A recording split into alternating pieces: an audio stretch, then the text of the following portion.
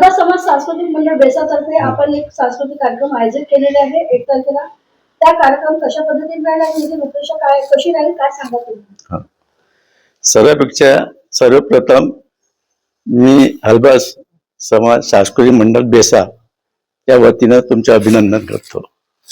आणि माझे नाव रामा रघुनाथ नंदनकर आहे. मी हलबा समाज सांस्कृतिक मंडळ बेसा याचे अध्यक्ष आहे.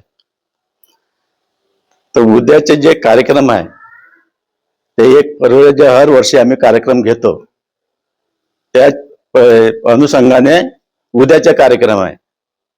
तर उद्याचे कार्यक्रम याच्यासाठी आहे की जे आमचे समाज बांधव आहे इथं या परिसरामध्ये, हे नगर पंचायत परिसरामध्ये जे आमचे समाज बांधव आहे त्यांना इन्व्हाइट करणं, त्यांना एकत्रित करणं आणि संघटित आम्ही राहिलं पाहिजे ह्या उद्देशाने आम्ही हे कार्यक्रम घेतलाय.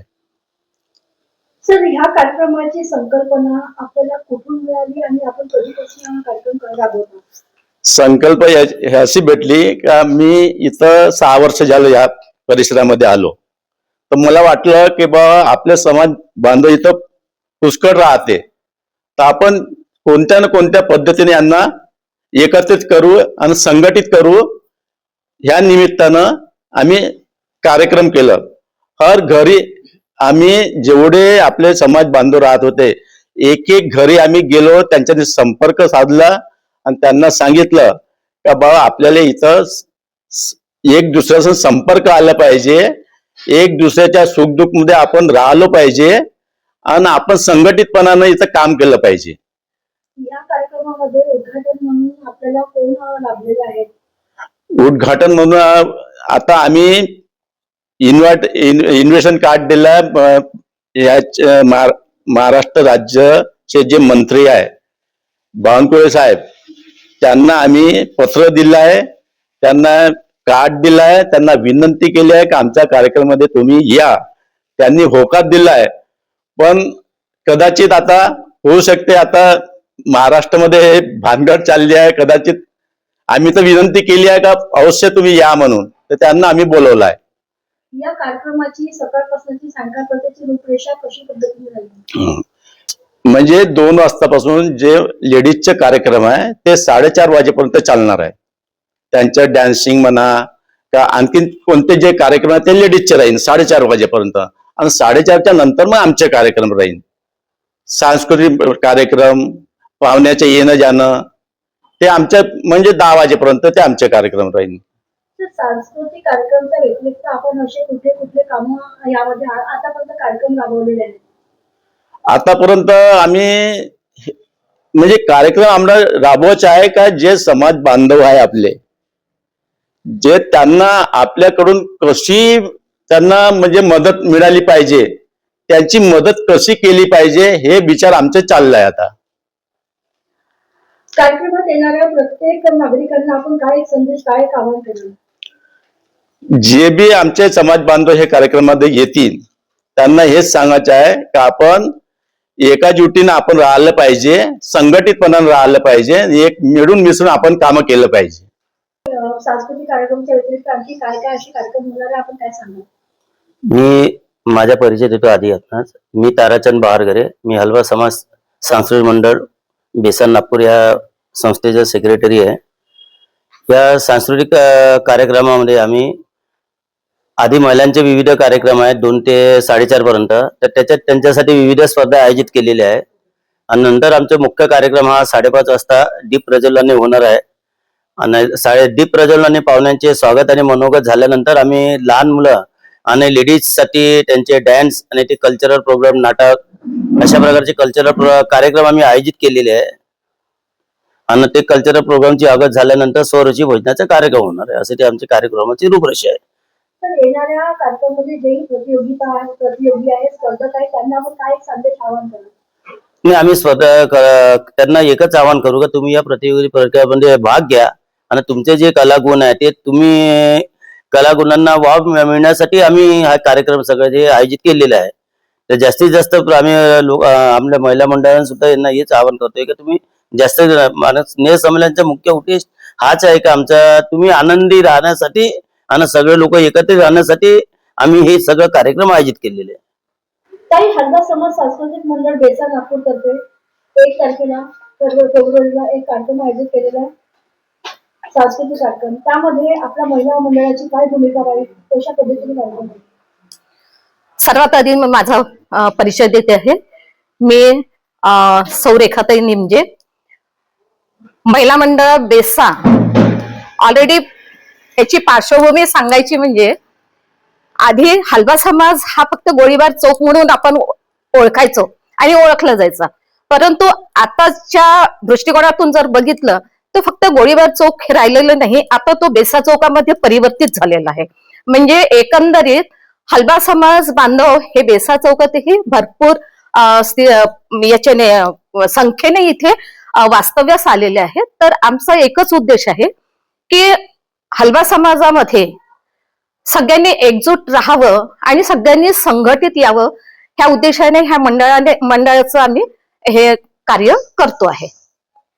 महिला मंडळातर्फे काय काय कार्यक्रम त्यामध्ये घेणार आहे आणि सांस्कृतिक कार्यक्रम कशा पद्धतीने होणार?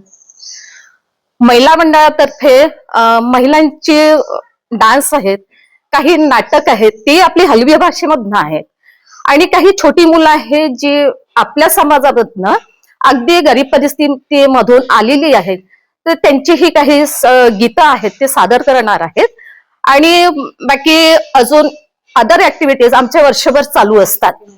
आमचं VCचा एक ग्रुप आहे, आम्ही दर महिन्याला ती VC घेतो. बऱ्याच महिला आमच्याशी जोडलेल्या आहेत आणि त्याच प्रकारे आम्ही पिकनिक सुद्धा अरेंज करतो. त्याच्यानंतर त्या पिकनिकच्या अनुषंगाने पण महिला भरपूर परिस्थितीमध्ये, आधी काय व्हायचं की हलवा समाजातल्या महिला ह्या घराच्या बाहेर निघायच्या नाही, पण आम्ही ज्या अनुषंगाने आता बाहेर निघालेलो आहेत, आधी 1-2च महिला ह्या बाहेर निघायच्या, परंतु आता बऱ्याच महिला ह्या आमच्या सोबत जुळत आहेत आणि संघटित होत आहे. म्हणजे समाजाचा हा उद्देश आणि मंडळाचा उद्देश एकच आहे की हलवा समाजातल्या बाकी समाज जसं एकत्र येतो तसं हलवा समाजातल्याही महिलांनी एकत्र यावं आणि संघटित राहावं, की जेणेकरून हलवा समाजाचा जो मुख्य उद्देश होता, जो लपून म्हणजे आजपर्यंत आपण म्हणतो की ते आता मला बोलणं योग्य होणार नाही, परंतु की महिलांनीही कुठेतरी किंवा सावित्रीबाईंनी जे आपल्याला दिलेलं आहे सौभाग्याचे लेणं, तर तेच आपल्याला पुढे घेऊन चालायचं आहे आणि तो वारसा हलवा समाजातील महिला ह्या संघटित होऊन चालवणार आहेत. ताई, आपल्या महिला मंडळातर्फे आणखी पूर्ण वर्षभरात काय काय कार्यक्रम राबवण्यात आलेले आहेत आणि समोर पूर्ण काय वाटचाल अशी राहील? ह्याबद्दल सांगायचं झालं की मी याच्या आधी बोलले की आमचा महिलांचा VCचा ग्रुप आहे आणि उद्देश एकच आहे की महिलांनी संघटित व्हावं. तर तोच आपला एक उद्देश आहे आणि महिला आपल्याला जुळत आहे. आम्ही वर्षभरातल्या कार्यक्रमामध्ये VCचा त्यांचा एक कार्यक्रम घेतो, तो आपला मंथली कार्यक्रम असतो. आणि आत्ताच जस्ट आम्ही VCच्या महिलांसाठी पिकनिकचं आयोजन केलेलं होतं. ठाकूरवाडीला गेलो. दरवर्षी आम्ही असं पिकनिकचं आयोजन करतो आणि त्याच्यानंतर आपले डान्सचे कार्यक्रम होतात, त्या अनुषंगाने गरबाचे कार्यक्रम होतात. म्हणजे असे प्रत्येक विविध, म्हणजे त्या महिला कुठेतरी ऍक्टिव्ह असायला पाहिजे. तर असे आता उद्याचा जो कार्यक्रम आहे त्यातही आमच्या महिला काही नाटक करणार आहेत, काही डान्स करणार आहेत, त्याच आमची पूर्वतयारी झालेली आहे. येणाऱ्या प्रत्येक स्पर्धकाला आणि आपल्या महिला मंडळाच्या महिलांना काय असे तुम्ही आव्हान काय संदेश द्याल? मी प्रत्येक महिलांना, खरं तर समाजातील महिलांना मी आवाहन करते आहे की आधीच्या याच्यामध्ये जसं फक्त बोटावर मोजण्या इतके आमच्याकडे महिला राहायच्या, परंतु आता महिला तयार होत आहे आणि ती तयारी खरोखरच महिलांनी राजकीय असो की सामाजिक पातळीवर त्यांनी पुढे यायला पाहिजे आणि सगळ्यांनी संघटित राहून पुढच्या पिढीसाठी आपण स्वतःला आधी तयार करू, तरच आपली पुढची पिढी आपण घडवू शकू. ताई, हा संकलनचा महिना आहे आणि बरेचसे महिला वाण आणि वाणसाठी आणि हळदी कुंकूसाठी बाहेर जातात. आपल्या समाजातर्फे काय असा कार्यक्रम राबवणार आहे हळदी कुंकूचा? नमस्कार, मी अर्चना विजय हेडाऊ. मी हलवा सांस्कृतिक मंडळची एक सदस्य आहे. आम्ही आता हा संक्रांतीचा महिना आहे, त्यामुळे आपण उद्या जो कार्यक्रम घेत आहोत त्यामध्ये आम्ही हळदी कुंकाचा पण कार्यक्रम ठेवतो महिलांसाठी आणि भरपूर महिला येतात. आम्ही पुन्हा 8 मार्चचा कार्यक्रम ठेवतो आणि उद्या तर आम्ही भरपूर महिलांसाठी तर भरपूर कार्यक्रम ठेवलेले आहे. आता उद्या 2 वाजतापासून सगळे महिलांसाठी कार्यक्रम आहे. पुन्हा संध्याकाळी